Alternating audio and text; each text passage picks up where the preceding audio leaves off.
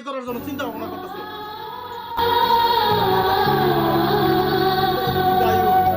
আমি মরে গেলে তো তোরা অর্ধেক করে ভাবি। আরে বাবা আমি তো তাই বলতেছি যে তুই বাবা যে পর্যন্ত আছে এই পর্যন্ত কোনো সম্পত্তি আমরা ভাগাভাগি করবো না।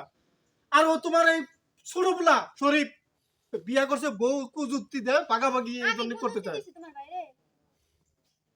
এখন কথা হইলো তুমি বাচ্চা আছো, তুমি বাচ্চা থাকার কালে কারে কোন মোরা ঘর দিবা, আমারে দিবা, ভাগ করে দিয়ে থয়ে যাও। আজকে যেহেতু উঠছে সম্পত্তির কথা, তুই তো আপাতত থাকতেছস ঘরে থাকতেছস না?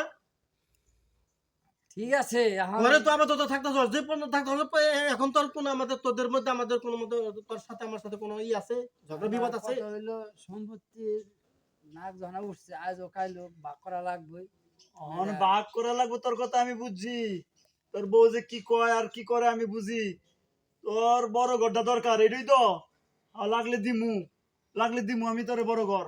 দেখ হ্যাঁ ছোট ঘরই থাক। আমি ছোট ঘরে থাকবো নি, আমার এখানে বড় ঘরে দরকার নাই। আছে আর একটা পোলা খালি।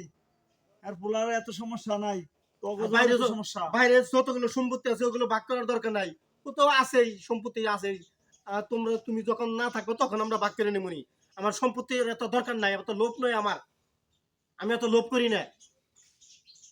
আর তুই বিয়া বিয়া করছো 2 মাস হয় নাকি এখনই সম্পত্তি ভাগাভাগি শুরু করছো? না, আমি কইছিলাম যে সম্পত্তির নাম উঠছে, তাহলে জিনিসটা বহুদিন কাজ কালার করা চাইতে আজকে জিনিসটা ভালো করা ভালো।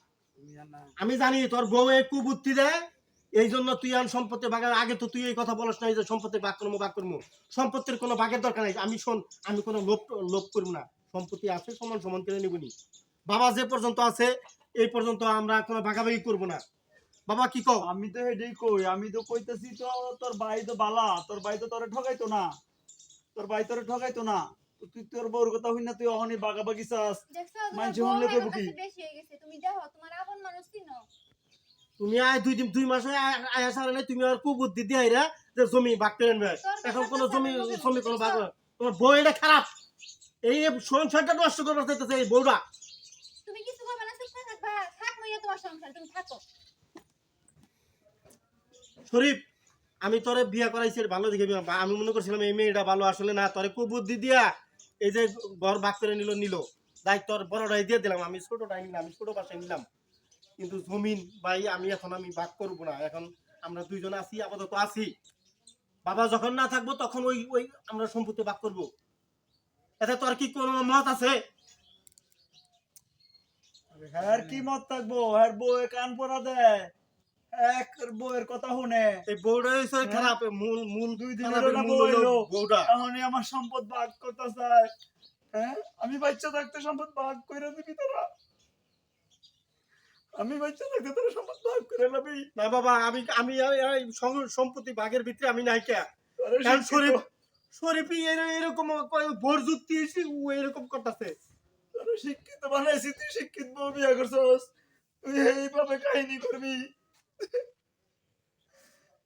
বাবা এমনি অসুস্থ, বাবার সামনে আরো সম্পত্তির ভাগ করে আরো অসুস্থ বানায় ফেলাবি। বাড়ির মানুষের আমি মুখ দেখাবো কেমনে?